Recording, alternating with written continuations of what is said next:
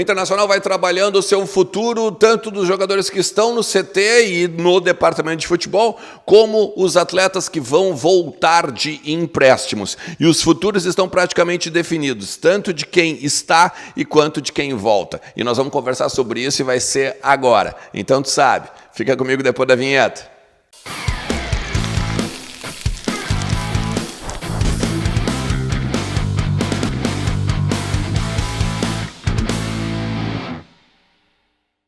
Fala Colorado, como é que vocês estão? Tudo certo? Bom domingo para todo mundo, domingão, espero que fiquem com a família, que façam um churrasco, que enfim, comam alguma coisa com quem vocês gostam, ou dão uma volta, vai no restaurante, vai numa praça, vai pra praia. Eu, por exemplo, tô aqui em Capão da Canoa, falei para vocês ontem já, tô num Airbnb bom pra caramba, numa estrutura aqui em Capão. Um abração pra Débora, um abração pro Giovanni, e se tu quer de repente dar uma conferida aqui, né, na estrutura do Beach Club aqui em Capão da Canoa, tá na descrição do vídeo, chega lá, dá uma olhada, conversa com o Giovanni, conversa com a Débora e vem pra cá, tanto em alta temporada quanto baixa, que eu tenho certeza que tu vai curtir pra caramba. Ó, data FIFA, mas tem outros momentinhos ali que tu pode pegar e faturar também. Pô, tem NBA, cara. NBA sabe aonde? Na KTO.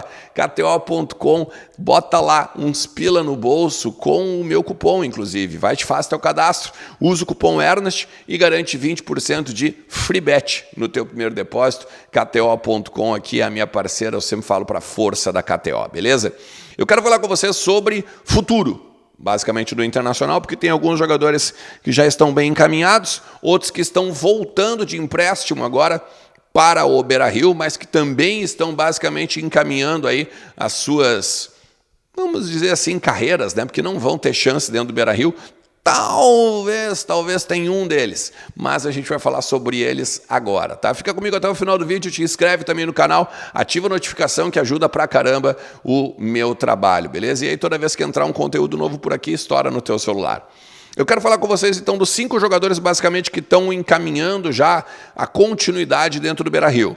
São eles, Gabriel Mercado, tá com um contrato basicamente feito já de renovação por mais um ano, zagueiro, um dos principais expoentes aí da temporada, capitão, inclusive, fez uma boa Libertadores, inclusive, né? E vai fazer 37 anos ano que vem, deve até mesmo encerrar a carreira no Inter, tá? E aí, fechando então mais um ano de vínculo no Beira-Rio. O Rômulo vai ser comprado junto ao Atlético de Minas Gerais, 3.600.000 reais vai ser pago pelo volante, né, que muitos dizem, inclusive, que vai substituir o Johnny, aí, um volante agora como primeiro homem, né, o Johnny que está vendido para o Betis da Espanha.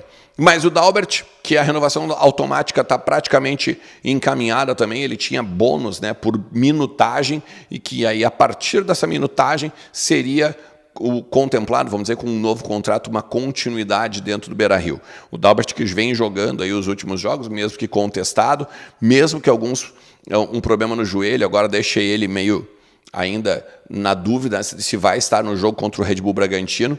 Agora, no Red Bull Bragantino não, né? Contra o Red Bull Bragantino, na verdade, está correto, no próximo dia 26. E aí a gente precisa, então, ainda dar uma esperada na questão do departamento médico para saber sobre isso, tá? O Moledo, na questão do doping, né, tá encerrando o contrato agora em dezembro, vai ficar suspenso até o meio do ano que vem. Esse tá praticamente fora do Beira-Rio, não vai renovar.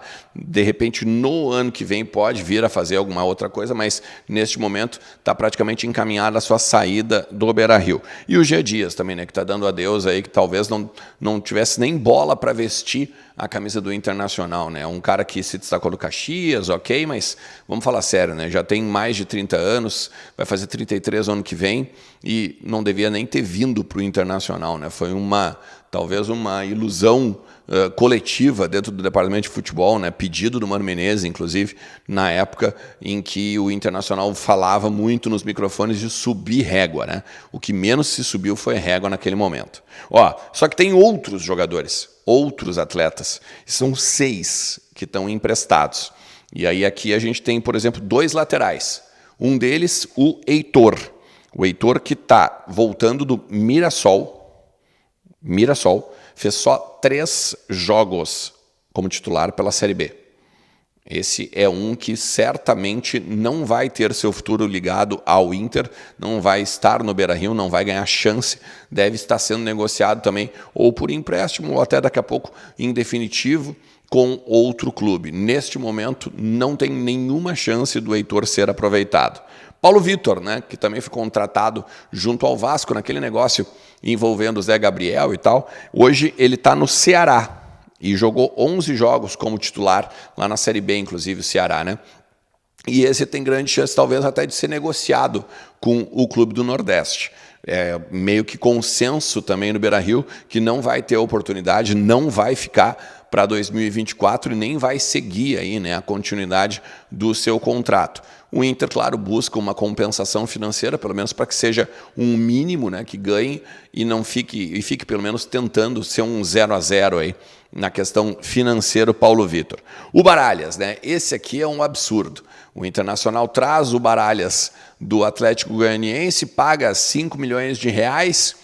E aí agora, depois de provar, vamos dizer assim, né, que é outro cara que também não deu certo aqui, não fez um bom futebol, não é um jogador talvez desprezível para clubes menores, como o Atlético Goianiense, mas é outro que não tem futebol para jogar dentro do futebol do Internacional, né, vestir a camisa do Internacional. Hoje, que loucura, ele está emprestado de novo ao Atlético Goianiense e, nesse sentido, pode ser recontratado, tá, pelo time também do Centro-Oeste. E aí o Internacional busca os mesmos 5 milhões que investiu para também ficar no 0-0 nesse absurdo aí, nesse negócio também, basicamente beirando o ridículo, né, que a gestão do Alessandro Barcelos fez, e outra, né, sem contar que também era um outro pedido do Mano Menezes, o volante lá que era do Atlético Goianiense.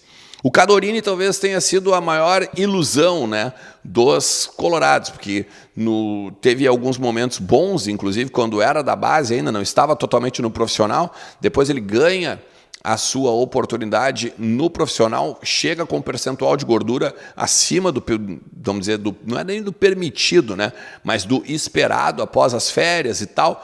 Perde um espaço considerável a partir não só dos treinos, mas também das atuações que ele teve com a camisa no Internacional, e aí ele acaba emprestado.